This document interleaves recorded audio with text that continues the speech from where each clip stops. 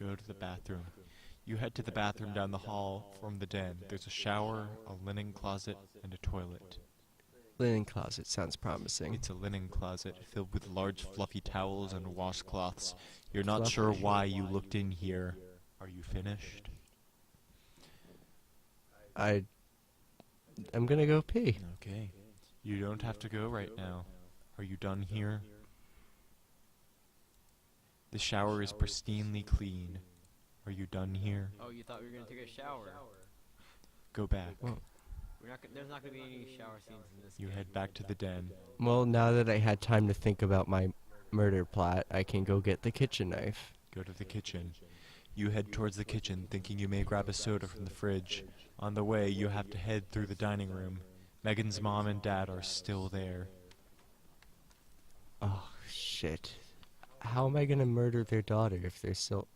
The table hasn't yet been cleared, and they're still sitting in the same exact place as you left them. In fact, you realize they aren't moving What? at all. Nintendo... Nintendo time... They sit there completely still like mannequins. Megan's dad is holding up his glass of lemonade as if getting ready to take a drink. Megan's mom has her head turned and her mouth slightly open as if she froze immediately after you and Megan left the dining room. Attempt to talk to them, ignore them and slip on through the kitchen or go back to the den. Well, I guess it's convenient that they're frozen by the, Nintendo Time Machine. So while they're in that state, I'll just go get my knife. Wait, why do we want to kill her? What's wrong with Megan? Well, once I kill her, I can look at the cool things that she's keeping because her uncle... You bite your lip, looking from one still adult to the other. They aren't even blinking. You run through the room into the kitchen. Damn right I do. You are in the empty kitchen. The dining room is behind you. You could grab something out of the fridge, not knife drawer, or exit through the back to return to they the can den. keep their knives chilled. Well, you aren't going back that way. You just aren't. Okay, the fridge. There are a few things here. Soda, cold pizza, milk, a water pitcher. Definitely cold Go for pizza. some pizza right You now. grab your snack and exit the kitchen. You head back to the den. The clock chimes. Ah! It's a clock. You are in the den. You know, this is reminiscent of Earthbound. This curvy stuff. Curves. What do you do now? You can tell Megan about her parents. That is the new thing. Or you could check the time. We can just be stuck in the past. I'm gonna check out these framed pictures because that sounds Nintendo-like. You walk around the perimeter of the den, inspecting the pictures idly. Most of them are a family portrait from years past, Megan cradled lovingly between her mother and father, or any one of the three on their own. A happy, tidy family. Do you look for pictures of Megan's uncle, or do something else? Does do something else mean go back? Yeah, probably. You don't find any, not one. The only pictures here are of Megan and her parents. You don't know why that makes you feel uneasy. Time passes. Pass. The grandfather clock. It's 8:30. Oh, that's totally. 5 o'clock in the morning. Actually, tell Megan about her parents. I guess that's the I'll ponder. It began with Mew. The cute Pokemon. You didn't believe her at first, but when Megan came to school one day and told you she had finally caught Mew. Prove it, you said. So she pulled out her Game Boy and showed you. There it was, Mew, the 151st Pokemon, available only to players at promotional events, somehow unlocked on Megan's game. It's really strong, she said. It KOs every enemy in one hit. Megan demonstrated this class at recess when you and some other kids linked Game Boys to do battle. You were the first one down. No one else got in a single hit on Megan's Mew. You asked how Megan managed to get it. Who else was there? In a few days, everyone had quit playing Pokemon at recess. The allure had faded. Oh, my uncle got a job at Nintendo, said Megan. You were walking home together past one of the construction crews. Megan still lived next door to you at the time. Oh. Construction crews. There had been a storm not too long ago. Trees were down all over town. Buildings had collapsed. You were standing at an intersection with Megan as a truck rambled by, loaded with ragged tree trunks. What a bad storm. Oh, my uncle got a job at Nintendo, said Megan. It's that time of morning. Oh, wait, this couldn't have been too long ago. When did Megan move? There was something nice about being neighbors. Oh. What? That's the only Oh. thing. Okay. I'm gonna have to move this towards the door because I don't like that much. He also got me this new Game Boy, said Megan, pulling out of her pocket. Damn it, Megan. You hadn't noticed it earlier, but yes, Megan now had a sleek new Game Boy Color. Until today, she had one of the old ones, a big gray brick like yours. This one's a special edition, said Megan. Isn't it cool? You agreed. I agree, but like, I don't want to. It's You just sort snap out of your reflections. The clock chimes. Oops. That always are in the freaks me den. out. Megan's mother bustles into the room, holding a large ceramic bowl filled with popcorn under her arm. Your jaw tightens as she casts a sunny smile in your direction. There's no sign of the horrible mannequin you saw earlier. How are you kids Oh, doing? She God. asks. Good, says Megan, her eyes not moving from the television. I hope you're having fun, says Megan's mom. Here's some popcorn, extra butter. She places it on the floor by Megan. Almost immediately, Megan is shoveling popcorn into her mouth. Meanwhile, her mother smiles first at her and then back at you. There's sodas in the kitchen if you get thirsty, she says, and some pizza from the other night if you get hungry. Okay, thank you. Thank you. She looks at Megan. Your father's gone to bed. I'll be there soon myself. I want you two to keep it quiet, all right? Yes, Mom, Megan says tiredly. Oh, and before I forget, she says, your uncle called. Dun dun dun. He suddenly has some business around here in town tomorrow, but he's driving in early. He'll be here around midnight. So elusive. For the first time, Megan stops playing her game, stops eating popcorn, and turns to look at her mother. Okay, she says. I want you two to welcome him in. He'll be very tired and very hungry, so offer him something to eat before he goes to bed. Okay, Mom. Good night, kids. And with that, she's gone.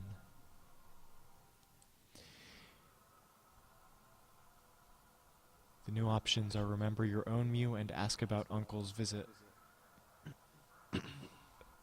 Actually, I'm gonna go for the food. You grab a handful of popcorn.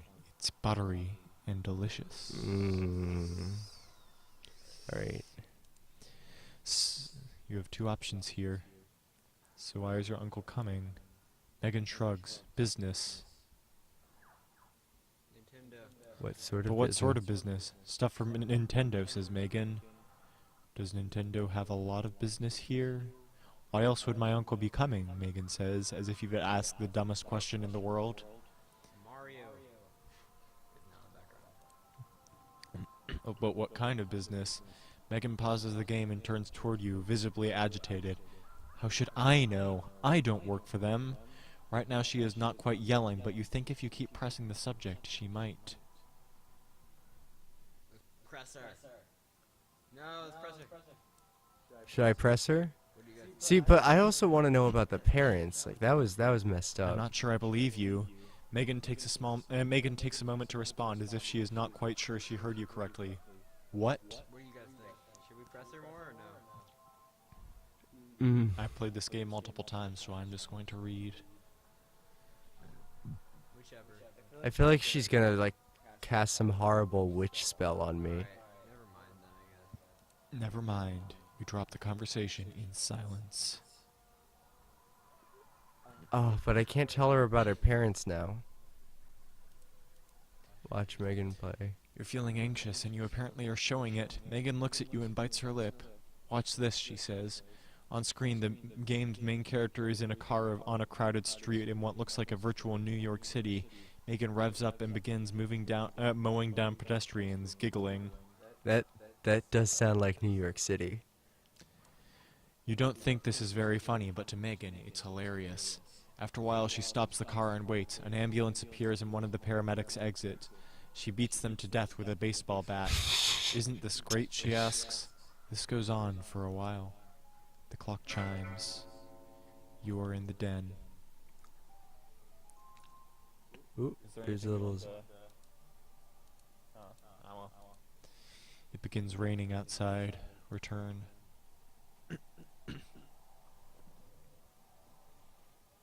No, I'm not calling my mom. I'm too tough for that. Okay, if you say so. Remember our own Mew? What does that mean? I guess You got your own Mew, eventually. Another friend had a Game Shark which you borrowed one day. You spent that entire night unlocking every Pokemon you couldn't obtain in your copy of the game, or hadn't yet traded for, including Mew. It didn't one-hit KO most enemies. It was incredibly weak, and you shamefully cheated the game further to make it strong enough. It even looked different from Megan's. You asked her why. Your Mew was small, even cute, standing there with its round, cheerful eyes. But when Megan's had wiped out everyone at school, it had looked completely different. Compact, snarling, fierce. It didn't want... Oh. same. You asked her why. What? She said. This had been here in the den. Oh, that thing. It had been a while since anyone had talked about Pokemon. Well, my uncle got me a special edition Mew, first of all, she said, smirking a little, but not looking away from the PlayStation game she was playing. That's why mine looked different. Second of all, mine can one-hit KO because it's the real Mew. There's only one. I can't really click here. Oh, there it is. Megan had moved by then. But, damn it. You asked what she meant by that. Just what I said, Megan replied. You cheated and you got a fake Mew. So of course there'd be problems, glitches and junk. You felt your cheeks redden. But not me, Megan said again. I got the real Mew. And only me. My brother was so jealous. Megan's brother. What about him? Why does remembering that comment make you feel so uneasy? Oh God, her brother's her uncle. What? You snap out of your reflections. I don't know. I think it's supposed to be a CRT. I'm gonna go see if maybe her parents are freaky again. Passing hesitantly through the now empty dining room, you enter the kitchen, which is also deserted right now. Right. There are a few things here. I'll get more pizza, cause that's Grab cool. your snack and exit the kitchen. Cold pizza is delicious. The clock chimes. Is it time for Uncle yet? It is 11 o'clock. So I'm just gonna play it cool until midnight, and if he doesn't come, then I'll press her. Okay. So like maybe if I do one more thing, it'll pass the time. Let's see. You grit your teeth. My uncle will be here soon, says Megan, looking at the clock. You knew that, of course. Megan smiles at you.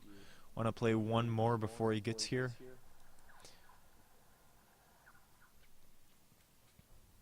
Sure. For quite a while, you half-heartedly wander around a map in GoldenEye while Megan repeatedly headshots you. The clock chimes. You are in the den. It's time. The grandfather clock chimes at the hour as Megan suddenly looks up from the 64. It's time, she says. Oh, that's weird.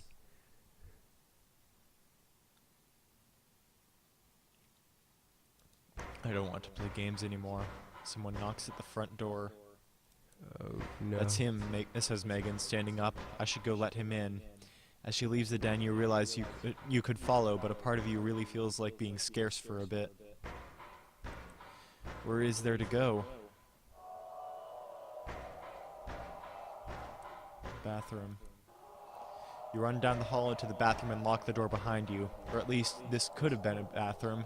The walls are bare and white, and there's no sink or toilet, but there are some odd featureless white boxes that could stand in for a shower or a linen closet.